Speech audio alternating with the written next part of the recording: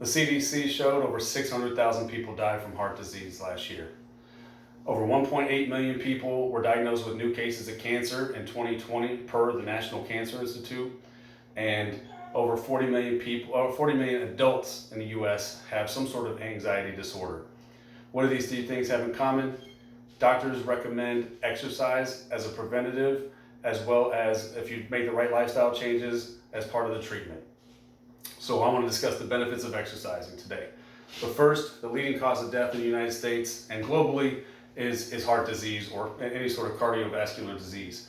Heart disease, when you think about it, it's usually the coronary heart disorder where you build up plaque in your arteries, causes heart attacks. There's arrhythmias, there's defects, there's infections. But ultimately, the main risk factors here are from high blood pressure, high cholesterol, obesity, diabetes, poor diet, as well as lack of physical activity. Second leading cause of death is cancer.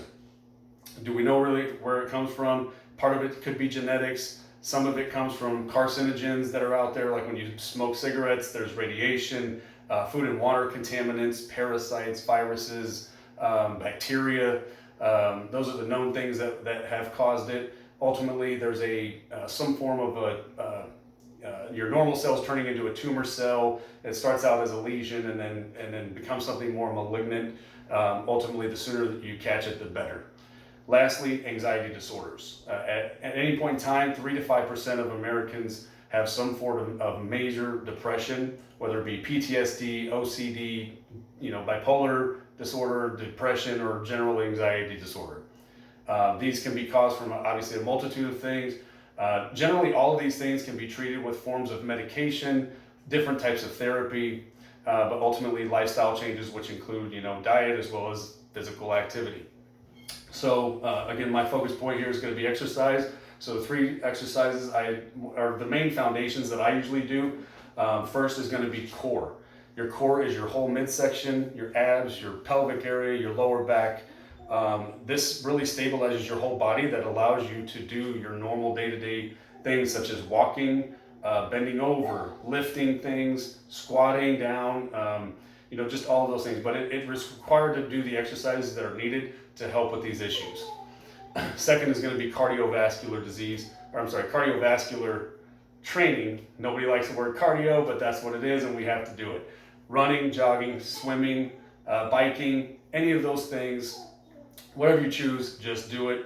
It's so good for your body. You're getting your heart working, your heart muscles working, you're getting blood to flow, you're getting oxygen flowing through your body as efficiently as possible, and what you're doing is increasing your aerobic capacity. So, if you have to run a mile and you haven't ran in a while, you're going to get 20 feet and start getting, huffing and puffing. So the more you do it, the consistency with that, you'll be able to run a mile without having to breathe heavy after training for a certain period of time. And then lastly, my favorite, lifting weights. Ultimately, weight training and strength training. You can use resistance bands. You can use weights at the gym. You don't even have to have a gym. You can actually just do body weights exercises such as push-ups. You can do body squats and different things like that. So ultimately, when you have all these different exercises, you look at the leading causes of death. You see how many people have depression each year, and realize that if you don't make changes and people don't make changes in the masses, these numbers are going to continue to rise like they've done over the last several years. And so not only can you create prevent these things from happening to yourself, but ultimately you can create a better lifestyle for yourself. And so, this is kind of near to me because I have family members that have heart disease, that have cancer, that have depression. And so it's one of those things where if you feel like you're unhealthy, you feel like you're overweight or you are overweight, you feel depressed, you have any of these diseases or cancer or anything, just start by exercising. Just walk. It doesn't cost money to walk. It doesn't cost money to do body exercises. And so, it doesn't have to be reliant upon money.